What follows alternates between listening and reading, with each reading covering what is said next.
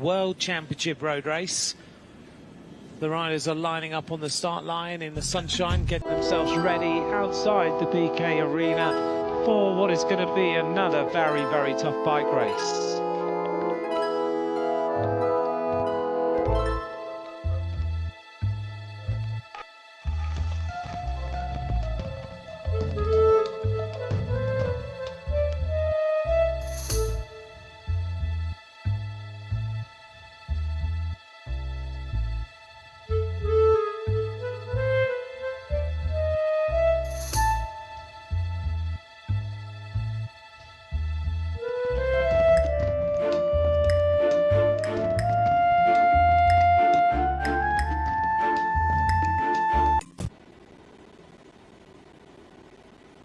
Well, the sights and sounds of Kigali we're getting very used to.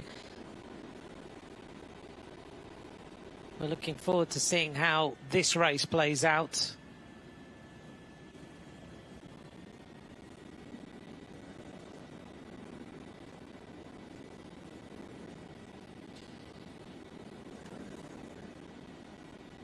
And we'll look out over the Amahora Stadium. 28 degrees now, the wind at a calmer 5 kilometers an hour.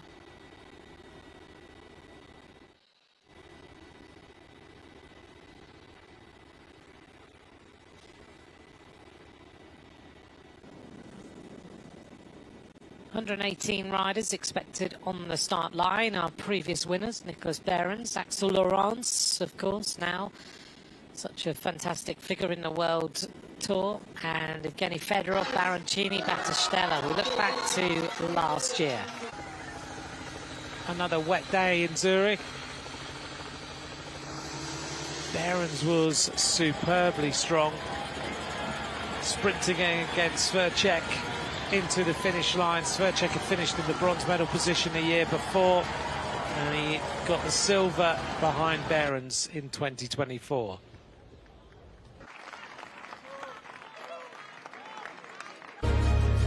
Let's take a look at today's course. It's the same course that we just saw in the junior race, if you joined us for that.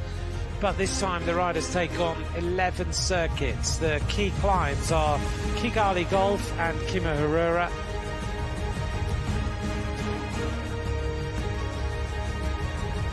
We've seen dynamic and attritional races so far on this circuit. Let's see how this race goes.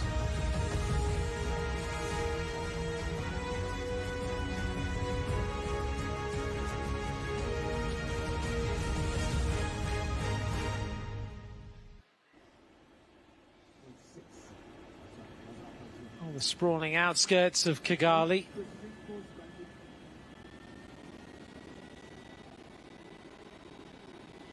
We're looking forward to bringing the riders now to the start line. They're all lined up to my left-hand side in the sunshine and getting their last little bits of instruction before the race gets going.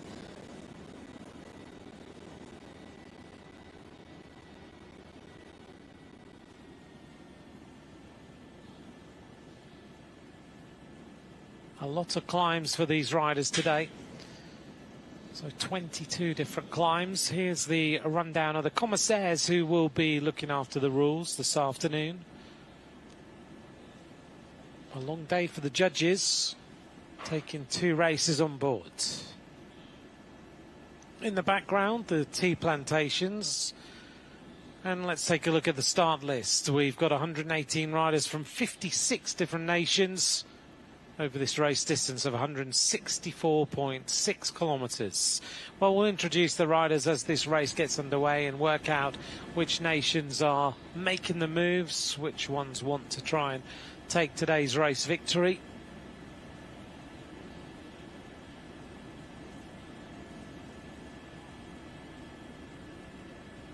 You can spot your favourite rider, favourite nation as we work our way through. And then we'll turn our attention for the race start.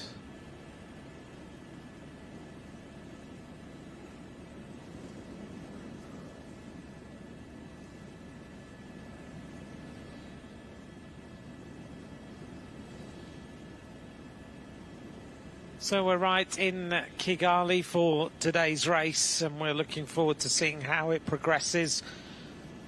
We've got used to the different geography of this particular country and the landscape. We're at 1,500 meters.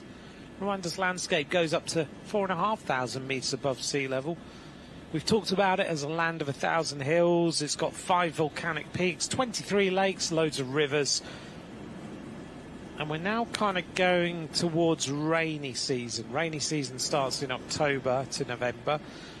And the average temperatures here in the country between 21 and 28 degrees.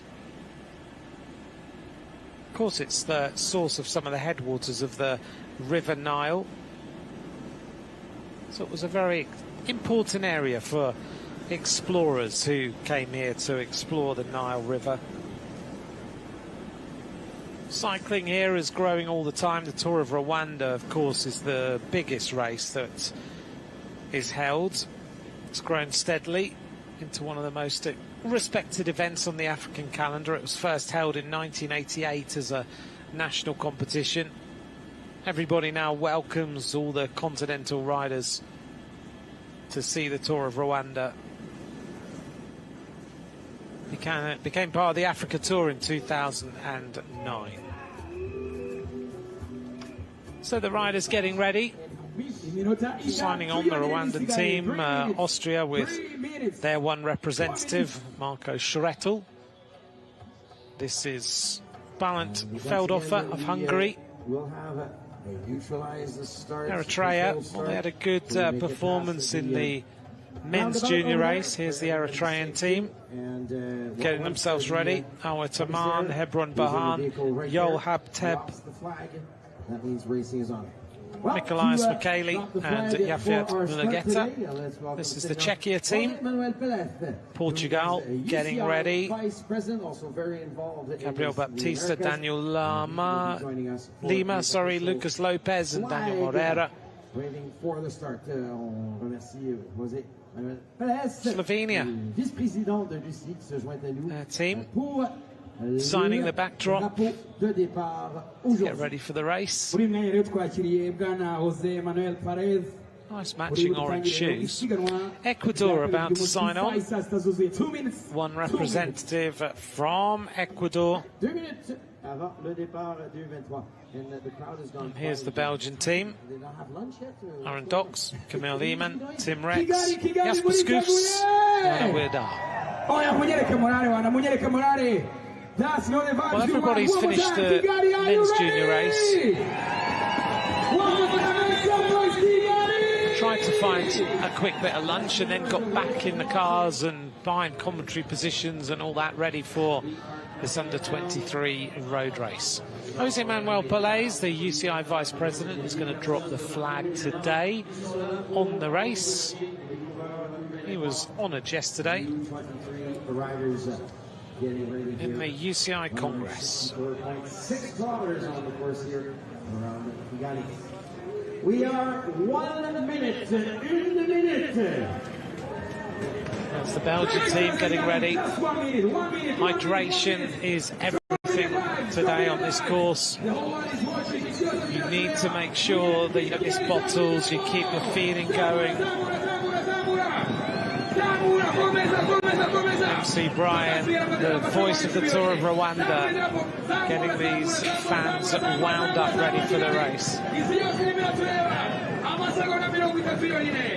30 seconds, Real concentration. 118 riders dreaming now of being the world champion in a few hours' time. Well, the average speed of the junior race was over 40 kilometres an hour. What are the under-23s going to do? How are they going to take this on? 11 laps of racing. 10 seconds, 10 seconds. 5, 4, 3, 2, 1. Men's under-23 World Championship road race underway. 118 riders of 56 nations roll out of the starts.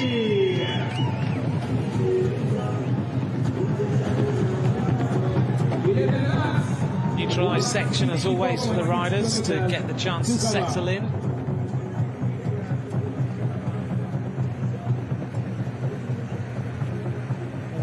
vehicles going past me now, past the commentary position as they pull away.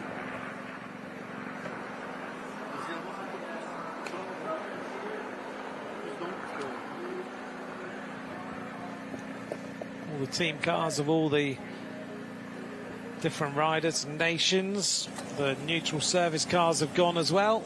And here's the front of the lineup. The German team seem keen to be right at the front.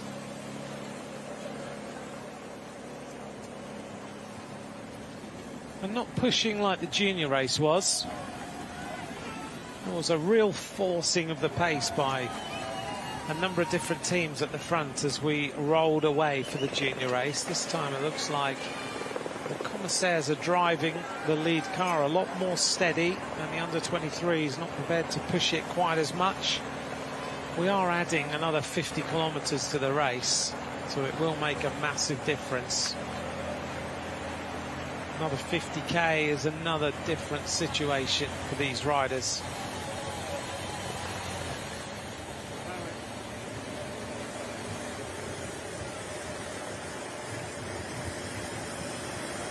United States have got two riders in here, Cole Kessler and Evan Boyle.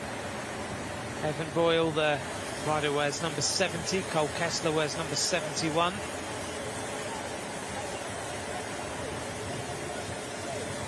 United States had a good opportunity in the junior race.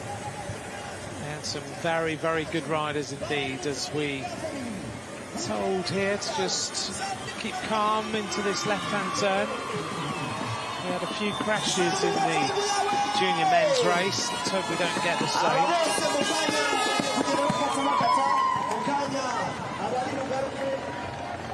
Clearly this is a course now that we recognise is really good for the climbers. But you also need plenty of power.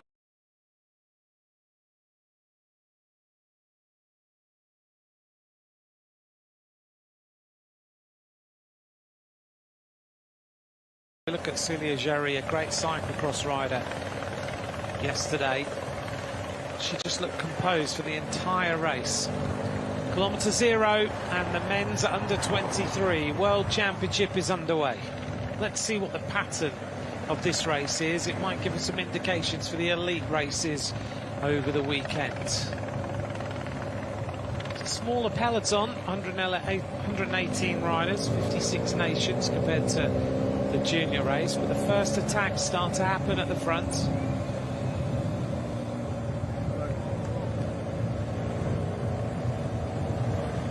The first moves of the day. Turkey represented, Poland represented. Just trying to get into the moves. Big acceleration, more nations trying to attack. Maybe you recognise that you can end up with breakaways that go forward, and ultimately it might pay off.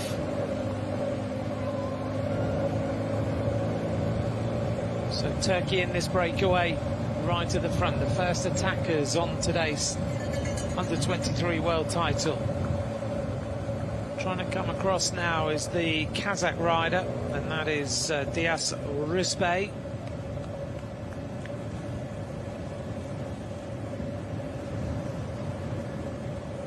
Just a bit in no man's land.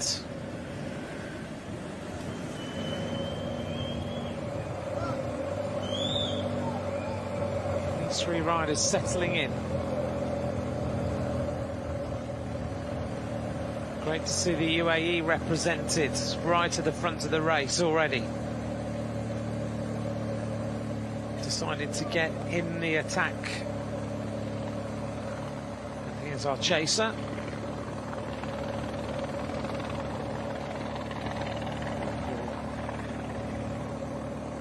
Mohammed Al-Alayli is the rider from the UAE who's put himself in here.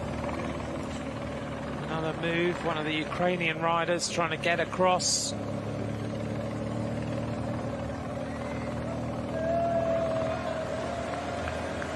Mohammed Al-Alayli in second place there in the colours of the UAE, that black jersey with the green, white and red touches.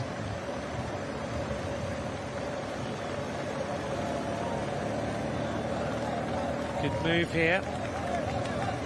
Turkish rider is Delay. Alaleli, 20 years of age. Just ridden the Tour of Shah of Salalah. Finished third in the Emirates Under-23 Road Race Championship. Rode the Tour of Sharjah earlier on in the season as well. So Alaleli is making his moves here and trying to get himself up the road. Delay is with him. Mohamed Delay. Sorry, of Tunisia, not Turkey. Tunisia on the attack now. Multiple national champion of Tunisia.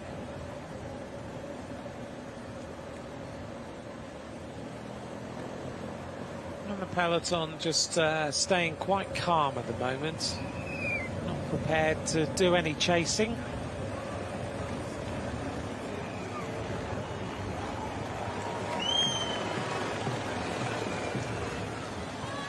Being distanced, Edward Ngunu of Kenya.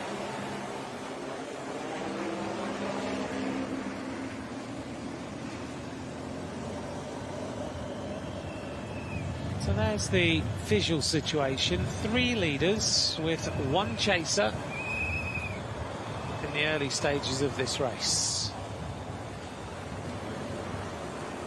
Oh, crash on the corner.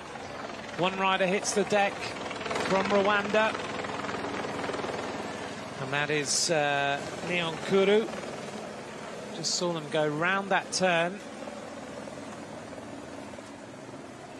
Niyonkuru, I don't know if he touched a wheel. Yeah, he did. Touched a wheel into that corner.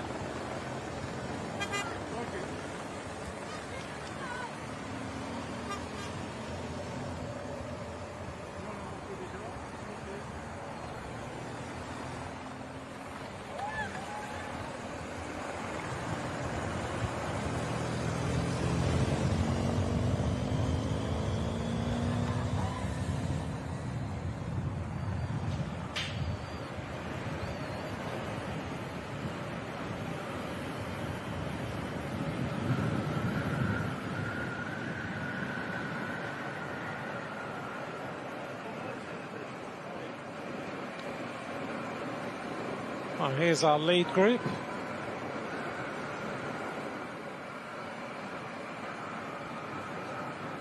Pomorski of Poland has found his way into this group, wearing number 25. Alaleli of UAE, the Tunisian rider number 82, and on the back is the Ukrainian rider who's made his way into the group. We never saw the Kazakhstan rider get there. So it's Kozariz of Ukraine who's made his way into the group.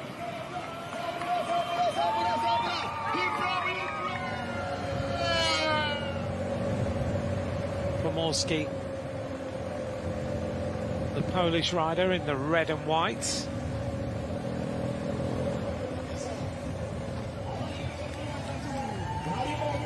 And the peloton just being led by a number of different teams who are prepared to just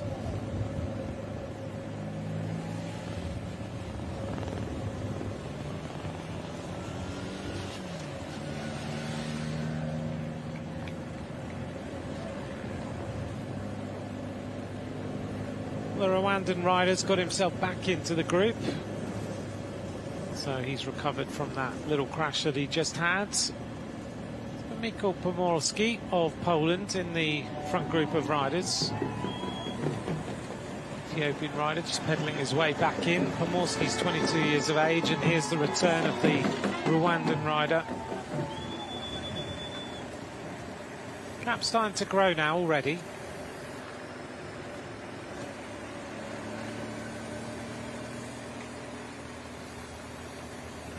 The back, number 86.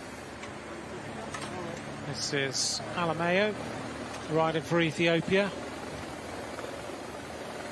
2 Ethiopian riders side by side almost at the back of the group.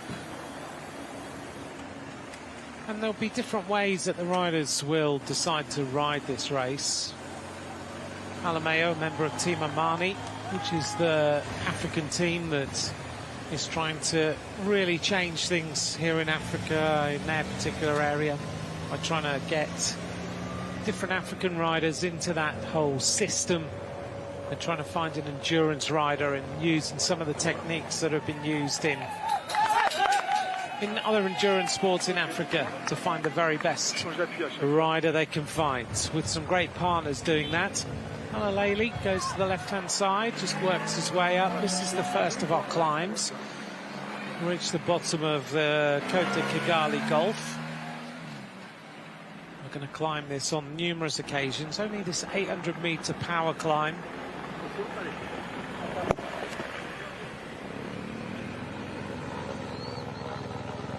Belgium on the left-hand side, they've got a good team here with Jasper Skufs and Jarno Wieder, two riders who could certainly win the title today.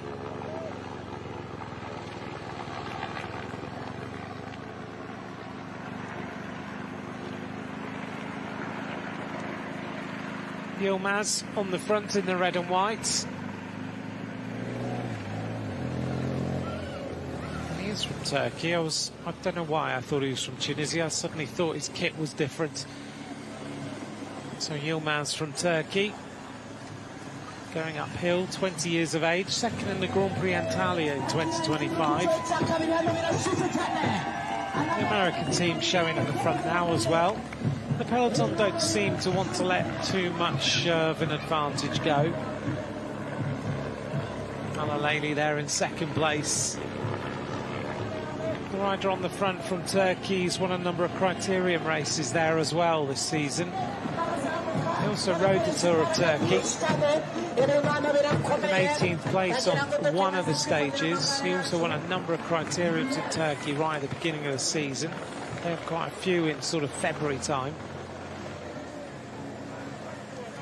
So Ramazan Yilmaz is the representative of Turkey in that front group. The peloton all riding very, very steady.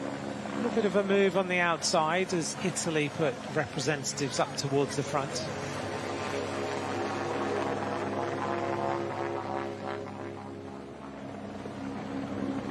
Oh, that looks painful, doesn't it? Malakwen of Kenya is dropped all of a sudden. He was looking okay, and now he's being distanced. The Eritrean rider, number 93 there. That's Yafiat Mulugeta. He's at the World Cycling Centre, actually. He's had a few performances. He rode the mixed relay team time trial. We saw him do that the other day. Was fifth in the individual time trial of Eritrea, and he actually finished second in a race in France, the Grand Prix de Pleuran. Alaleli's finding this pace a little bit too much. He was pushing on at the beginning. But it looks like his legs are just left wanting on that particular uphill section.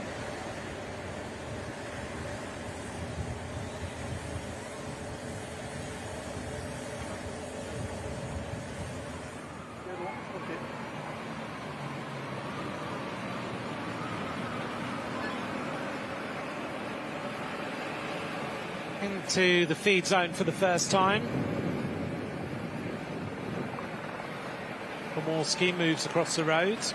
Just trying to get this breakaway established. Torres at the back, number 62. Doesn't seem to be doing any work though. The Ukrainian rider, national champion of the individual time trial. Hasn't had many race days this season. He's ridden about 10 race days in total. Was 10th in the Ukrainian Road Race Championships.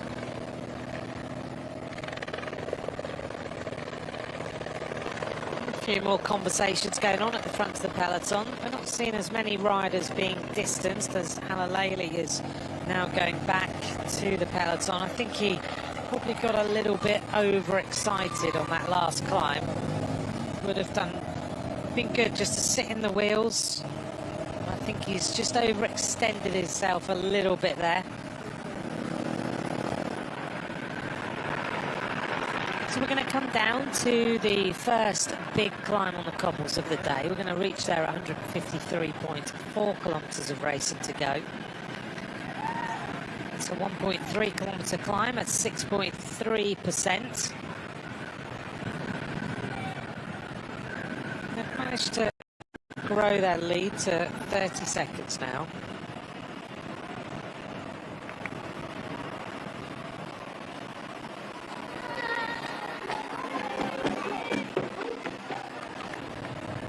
If you'd like to get in touch today, please feel free. At @McCrossan is where you can get a hold of me.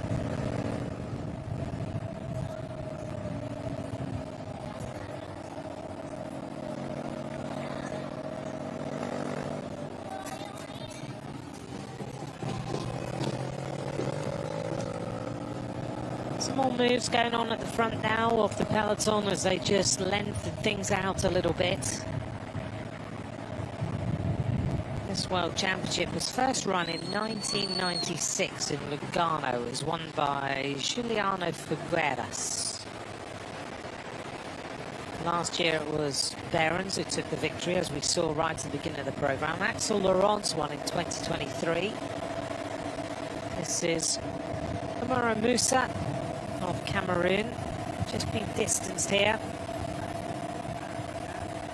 It's amazing to watch, isn't it, when you see riders who clearly are going downhill just as fast, and they lose 10 metres and then you're gone. You don't come back. You might come back if you're lucky with a group or something, but you just realise that suddenly the peloton is gone. There's no rhyme or reason to it other than you've lost 10 metres and you're suddenly having to push the air yourself. Right, we're on to Kimihurura. 11% at the bottom, as if you've been watching the other races, we've got used to. So you have to really just concentrate on this climb. At this time in the race, these riders will just be measuring the effort. You don't want to go firmly in the red zone right now. We're starting to see some moves from the team of Italy. I'm just trying to work out what their plan might be. They've certainly got race favourites in this particular Italian squad. Lorenzo Finn was the junior world champion last year. Borgo is in here, who rides for Bahrain Victorious.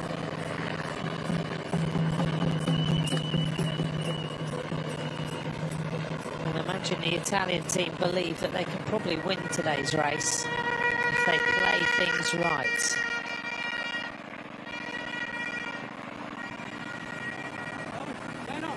So Al-Alaili of UAE has gone from the front group all the way through and gone out the back, unfortunately.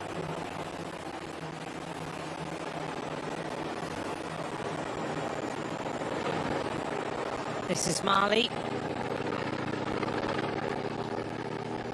The Mali rider, the Emerton, and a problem here for the Haiti rider, and this is Wilson Sanon.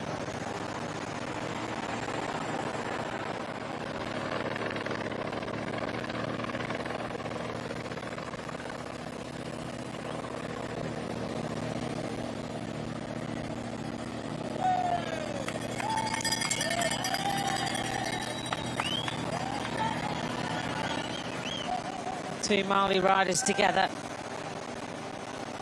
Timoka Diallo, Timoka Diamatan. Just can't go with the pace that's being set on this rise. 271 metres of climbing remain. And this race is starting to come back together. This is Kozaris.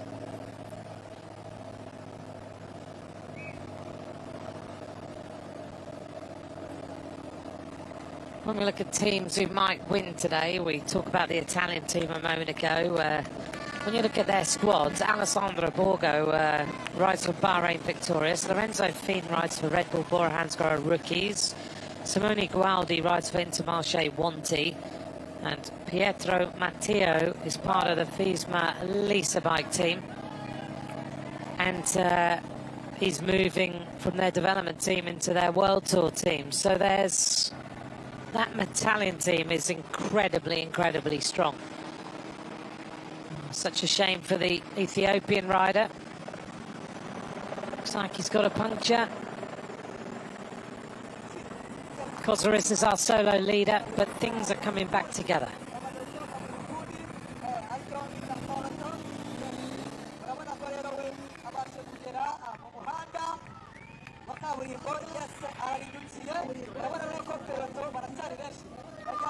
Only 10 seconds then for Kozaris. Belgium have got a really good field of riders in here.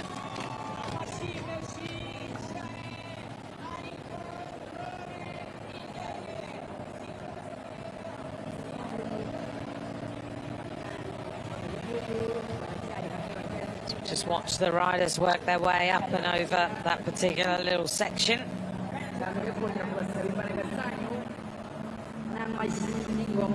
As Kozares continues with his effort.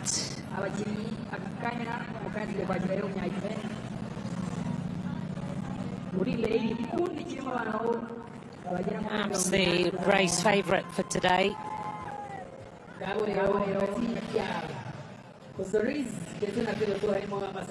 Jakob Soderquist, after his time trial the other day.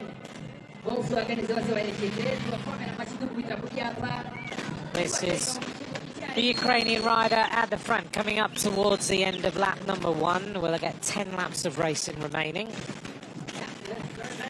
Jakob Soderquist of Sweden. He'll have to be clever though, he's the solo competitor from Sweden this afternoon. But he's there and he's the strong rider, he knows the course, he clearly was incredibly strong in the time trial. I'll get an idea now of the average speed of the riders, how things are going as they come up to complete lap number 1 and get 10 laps of racing remaining. Kozares is the solo leader at the end of lap 1.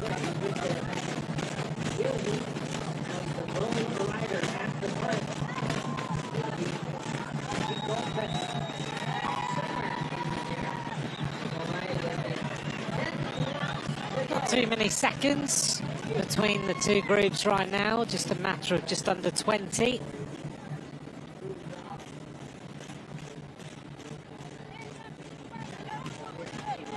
This is the convention centre.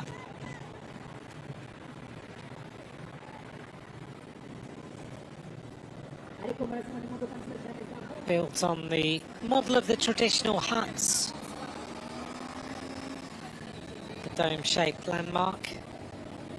It's a global conference hub now there, and it opened in 2016.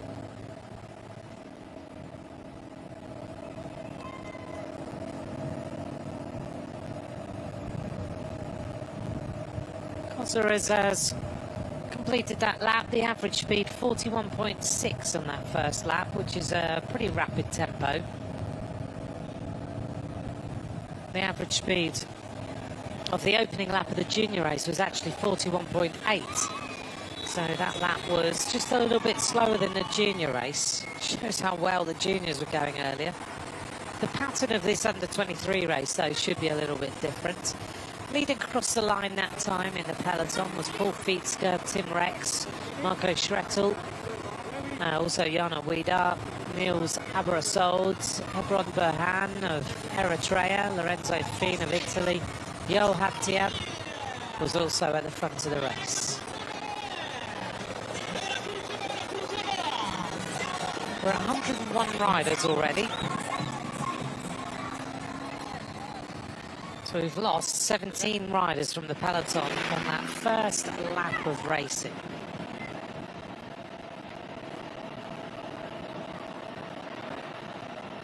Kozares has clearly decided, I want to go it alone today. He was with that original group of riders. He's continued with his workload and gone away.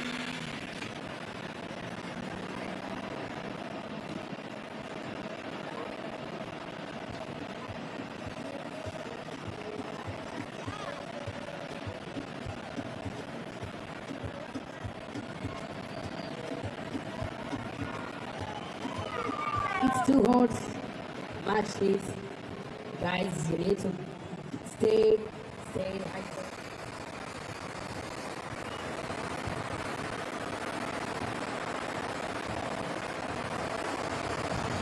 This is Jakubom Rosel of Slovenia, having a little problem at the back. Try this at home. He's obviously got a problem with this. I'm not so sure he's going to get that back in. Why not ride without your computer today? I don't think this is going to happen, is it? This is the little bracket, for those of you who don't know, that holds your computer. He's asked for an Allen key. At this sort of speed, I just don't think it's going to happen. He's got to get the Allen key in that bracket and get it done up.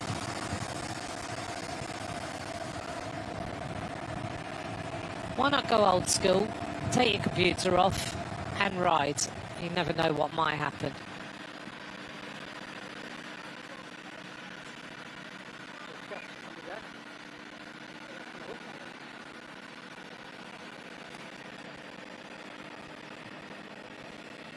Jakubom Rosel at the back, rides for the Bahrain Victorious Development Team.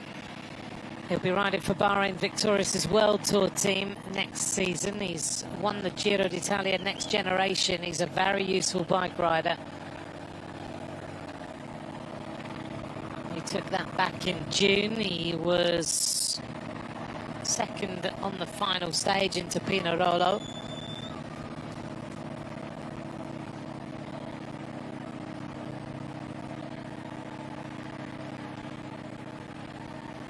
Fourth overall, that's a good idea. Swap into another bike. Jakubom Rosel, he should have no problem getting himself back on. So swap into a bike that he can put his computer onto.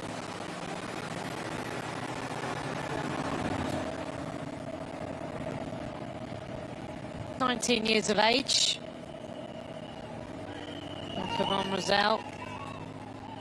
One in Novo Mesto. There's a few riders here in the pits are bringing their race to an end, unfortunately, at the end of the first lap. Amaru Musa of Cameroon looks like, unfortunately, the bike gave out. That chain has gone.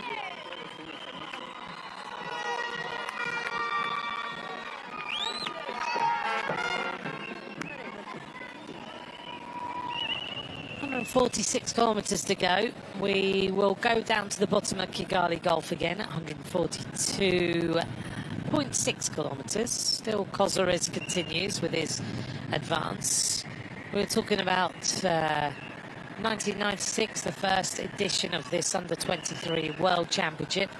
In the last few years, riders who have medalled in this championship are already, of course, top World Tour riders. Biniam Girmay was a rider who finished in a silver medal position in 2021. Girmay, such a trailblazer for African sport. Green jersey of the Tour de France just a few years later. And on that day, it was Baroncini who took the victory. Biniam Girmay was second, and he beat Olav Koy, who was in third place. So some fast sprinters that day. In 2019, it was Samuele Battistella ahead of Stefan Bissiger and Tom Pidcock. But that was the day when the result was changed right at the finish after the chase of the Dutch rider. Soren Varensgold has taken a bronze medal in 2022. Axel Laurence, I mentioned, the winner in 2023, has now the Belgian team come to the front. But other winners of this race in the history of this championship: Mark Hirschi was the winner in 2018. The year before, it was Benoit Cosnefroy. We go back to 2013, Matti Moric took the victory. That was the year after he'd taken the junior victory. And I think that's the first day, as we see Jakubom Rosel come back. He's one of the race favourites for today.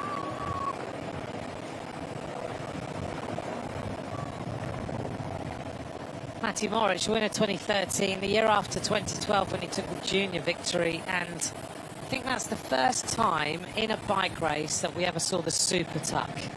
Many people think it was Chris Froome who invented the super tuck, which has now been, of course, removed from competition. But it was actually in that World Championship, Matthew Morridge in the Under-23 race went onto the top tube and pedalled for the first time. It wasn't the first time he'd done it, it was the first time we'd seen it on screen. But that then became a thing. Chris Froome then used it in the Tour de France, and the rest is history. Group of riders just pedalling their way back in. We'll give the chance for the Venezuelan, number 79, Maestra, to come back. Before Matthew Morridge took the victory in 2013, Alexei Lutsenko was the winner in 2012. And before that was one of the fastest sprinters, Arnaud Demar. A world champion this time in the mixed relay, Michael Matthews took the victory in 2010. I remember him winning that World Championship. I think it was one of the first world titles I commentated on. Roman Sicard was the winner in 2009. And then before that, if you go into the 90s, Ivan Basso won it in 1998, and Kurt Arvidsson won it in 1997.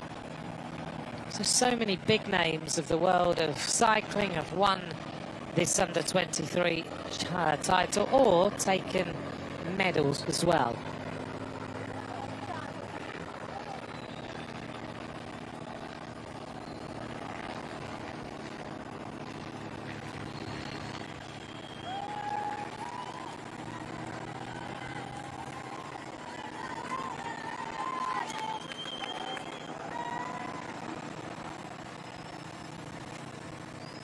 This peloton working its way now to Kigali Golf. We're about to hit the bottom of it now. One thing that was also interesting was in 1996 in Lugano is that Italy took 1, 2, 3. And then they did it again in 1998 when Basso did take the victory, and he beat Nocentini into second and Danilo De Luca into third. So 3 Italians in the top places overall. Cosarez continues with his attack. France got a 1-2 in 2011 with Demar and Audrey Petit. And other riders who've taken medals in recent years, Pascal Ackermann, Leonard Kemner. We've mentioned Olav Koy. Louis Menkes took silver in 2013 in Firenze behind Matthew Morridge. Brian Cockard took a silver in 2012. So it just shows you just how important this actual race is and how you can become one of the top riders in the world if you take the Under-23 world title. Italy have got the most medals, 16 in total, with 6 golds, 6 silvers and 4 bronze.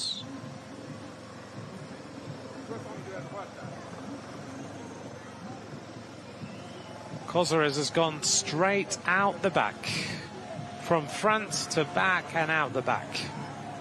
It's happened now twice with the UAE rider doing the same. Belgium in the ascendancy as the peloton is all together.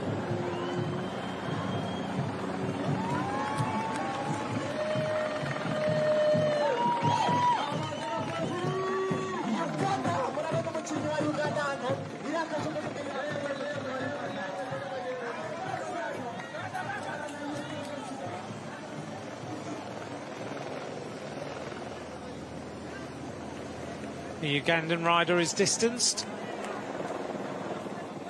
Shafiq Mugalu. They've got 2 riders in here. Laurent is also in there as well.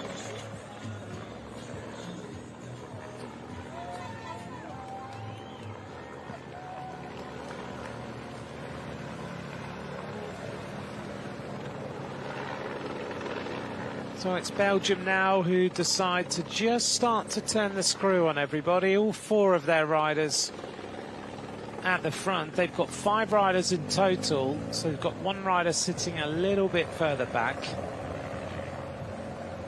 but this team are obviously deciding, let's take this on early, let's make life a little bit difficult for the rest of the peloton.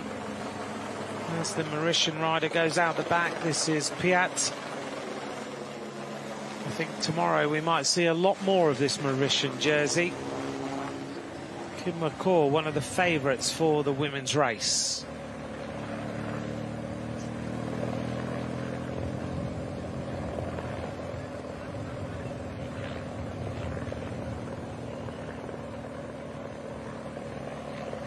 Australia's starting to move forwards in the green and gold, the white jersey with the green and gold across it. Matthew Greenwood, Zach Marriage and Hamish McKenzie.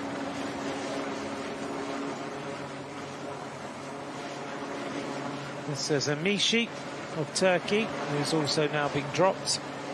And I think this is going to be that sort of situation throughout most of today, where we're just going to see riders getting more and more distanced. On the front of the peloton, Tim Rex of Belgium. He's the one who's been asked to do the work.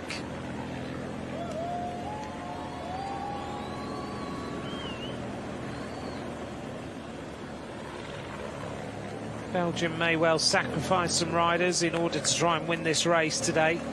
Some team tactics will come into play in this particular championship. That's Tim Rex on the front, 21 years of age, rides for the development team of Visma Lisa Bike. He will be joining the World Tour team in 2026. You can see him there on that yellow bike, yellow and black Cervelo. Third on the stage of the Tour de l'Avenir in 2024. So many of these under-23 riders are moving into the World Tour so early. The South African rider realises suddenly that he's the last in the string. This is Joshua Dyke. And there's the makeup of the team. We've got Pedri Kroos, Blaine Kirk and Warren Moolman.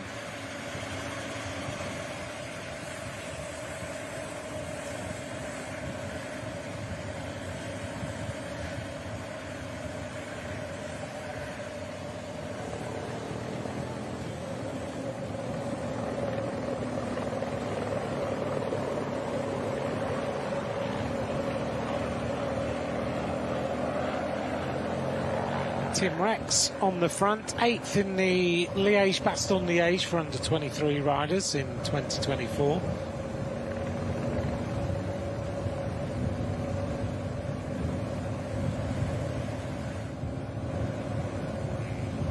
It's a good climber, Tim Rex. Doesn't look that fast, does it? 76 kilometers an hour down this particular section. We're almost at Kimerura for the second time. About 400 metres until we reach the cobbles.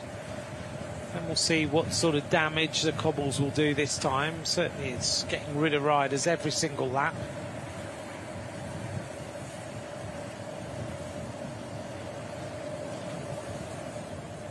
And without really trying to exert any pressure on the pace, we're hitting 80k an hour down towards the cobbled section. We take this left-hander and then the next left-hander, and then we're pretty much on the cobbles again.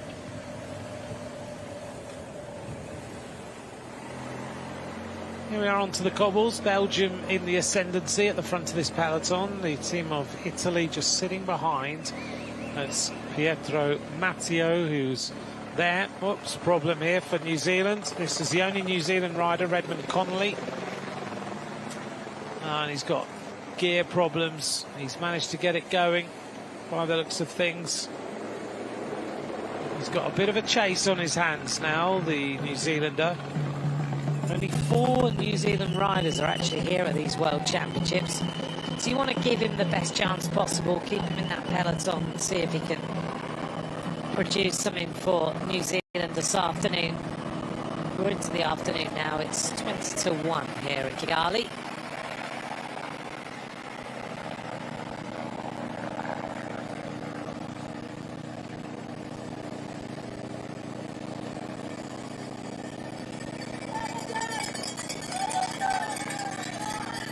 Still Belgium force the tempo.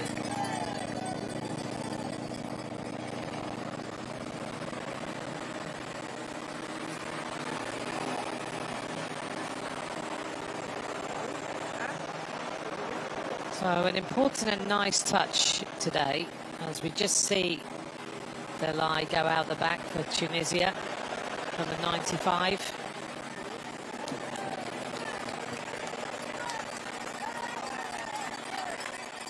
And in memory of Muriel Ferrer from last year, of course, that tragic day. Muriel Ferrer, the UCI has announced that number 84 will never again be used in the junior women's road race at the UCI Road World Championships in memory of Muriel Ferrer, who died after that crash last year. So we'll never see 84 used again. And I think that's a very important memory of a rider who is sadly missed by her friends and family.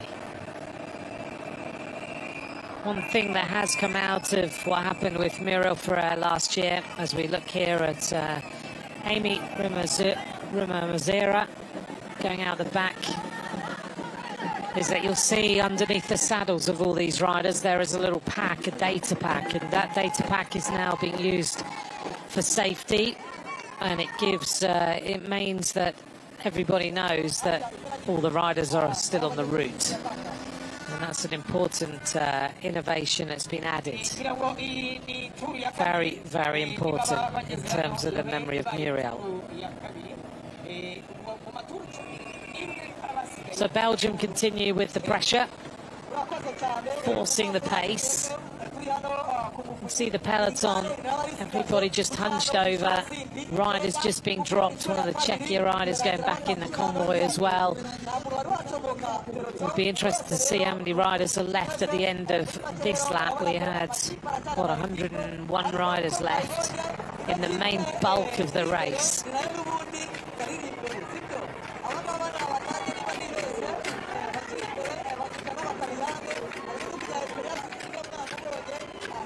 It's funny, isn't it? When you look at the riders, as we go back here to number 112, this is our neutral athlete, Andrei Belianin. It's incredible when you look at the Slovenian riders, how their position and their style mirrors Tadej Pogačar. And I don't know whether it's the way that they do their bike fits or bike setups in Slovenia, but I mean, it's a good thing to copy. He's the most talented bike rider of his generation.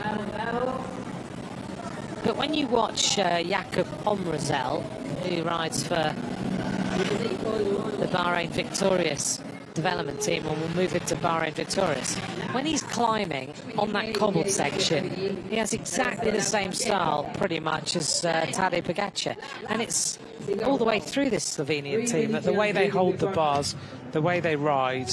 Actually, they are full now. You can see it with the rider in the blue and white helmet. The style is so similar. Coming up to the end of this lap, we'll have 9 laps of racing to go. We'll see what the average speed is. It was 41.6 last time.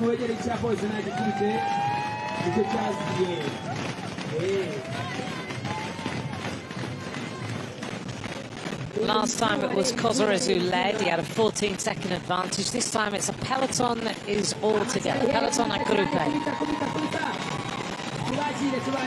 And it's Canada who are going to be the first team across the line this time, with Jonas Walton, son of Brian Walton, as he goes across the line.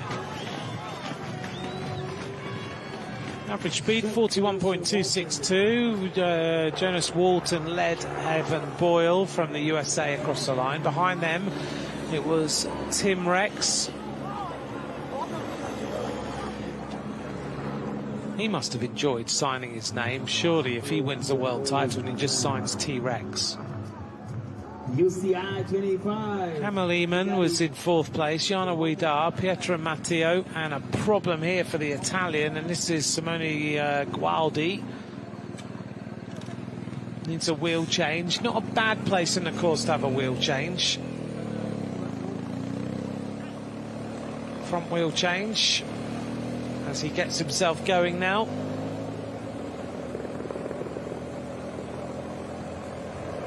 Eritrean Hebron Bahan also up towards the front of the peloton in 15th place.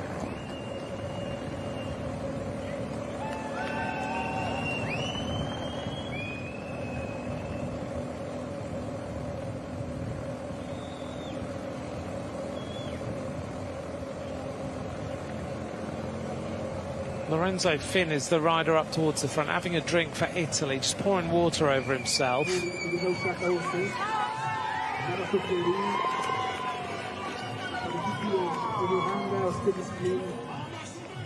Jonas Walton from Canada across the line first.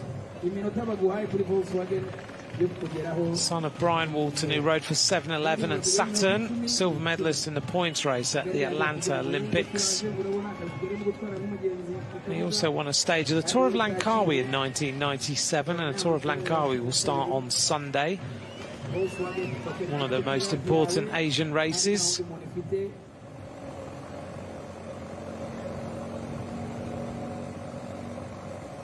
So there's our average speeds on the right-hand side. 41.6 for the first lap, 41.4 for the second lap. Round about just around 20-minute laps, 20 to 22-minute laps.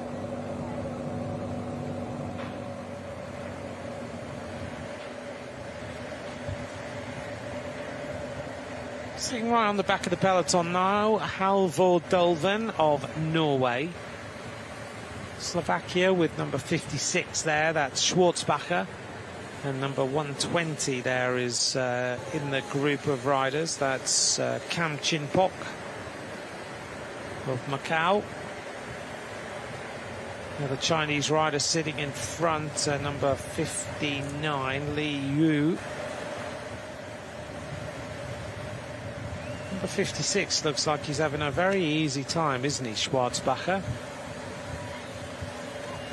Just moving the bike around. You have to be so patient in a World Championship. It's not necessarily about being at the front early, attacking early. You've got to be extremely patient. It's a waiting game. You've got to sense the race and feel when things are going the right way for you. We saw that in the men's junior race. You've got to be able to feel the race, feel the way that it's playing out for you and deciding when you make your moves. Belgium basically riding a team time trial on the front this afternoon. Italy lining up behind them. Lorenzo Finn is the second place rider. Pietro Matteo of Italy there. Lorenzo Finn, junior world champion.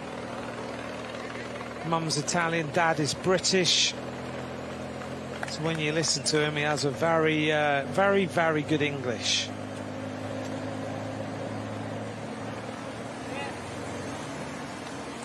As Gualdi tries to come back.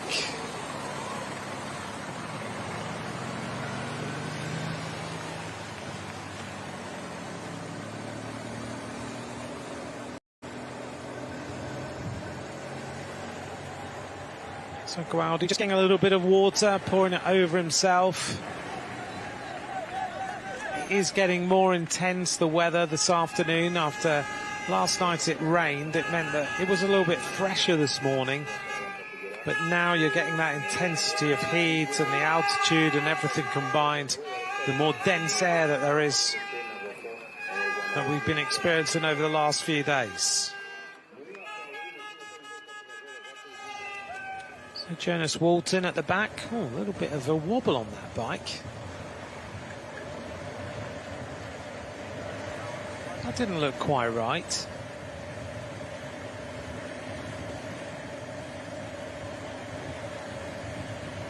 Why, but his bike was kind of moving around underneath him there.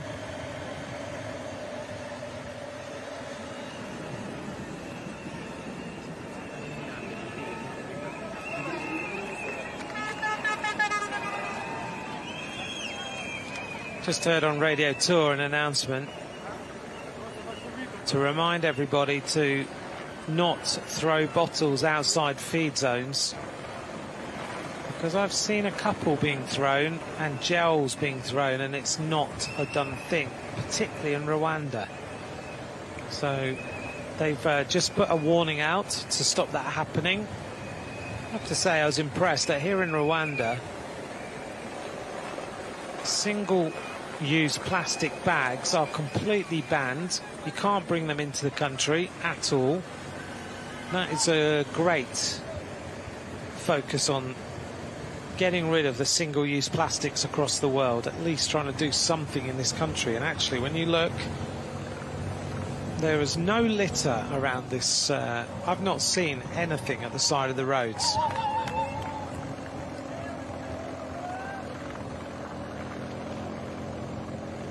And so many other countries in the world, you have to you just look and you can see plastic bags and everything. You don't see them here, and it's not that this area has been tidied up. That's how it is.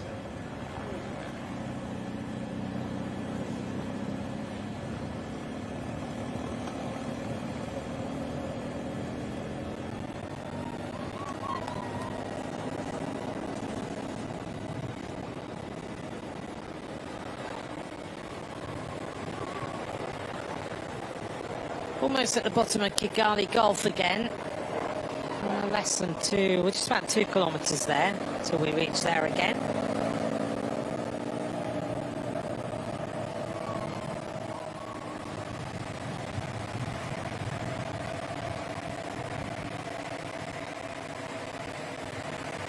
Jonas Walton quite happy to sit on the back with the Slovakian rider just in front of him.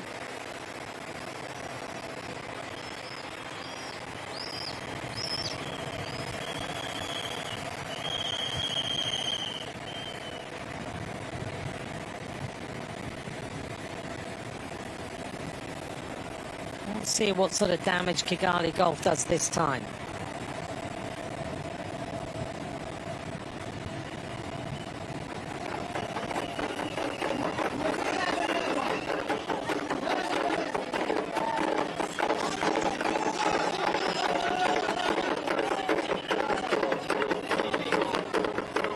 The drumming that's become so synonymous with these World Championships, you hear it everywhere.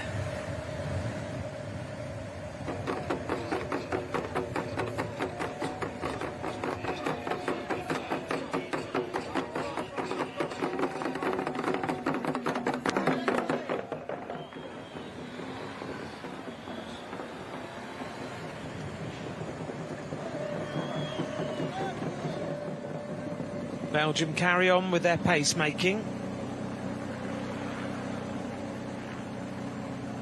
I'm just trying to work out what their tactic is this afternoon. Well, they just want to make the race really hard for later on in the race.